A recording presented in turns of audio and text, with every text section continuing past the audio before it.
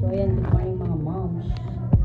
Sino may gusto nito? Gatas ng kalabaw ang ulam natin. Tapos, mayroon tayong tuyo. Ayan, perfect combination. So, let's eat. Lagyan na tayo ng rice. Yun. Ayan, alas 7 yung gatas ng kalabaw. Na-miss ko.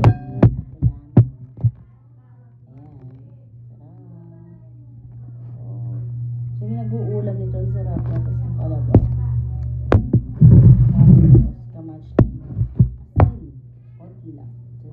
Yan yung perfect na timpla ng gatas ng kalabaw. Tapos, lalagyan mo siya ng tuyo. Favorite part ko sa tuyo ay ulo and untot.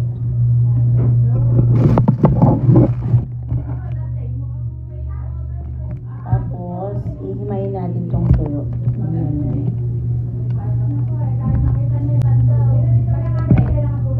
Tapos, haluin. Okay, tara.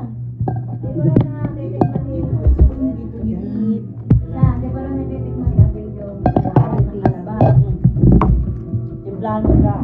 Okay, ang kahit cargo, lagyan niyo po ng tawag doon. May Ang try mo para pag hindi mo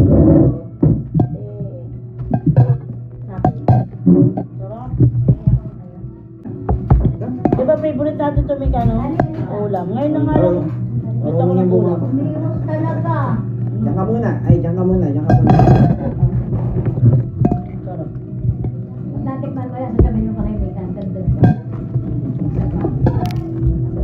Si Sander, favorite dito eh. Hindi naman ako sinabi kanina ni Mami. Bakit?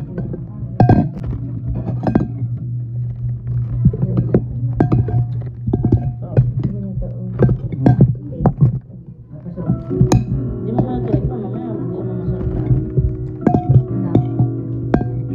Sarap. Yun lang. Hindi ko nalasa ako, anot eh. Ito. Haluin mo kasi may ganyan.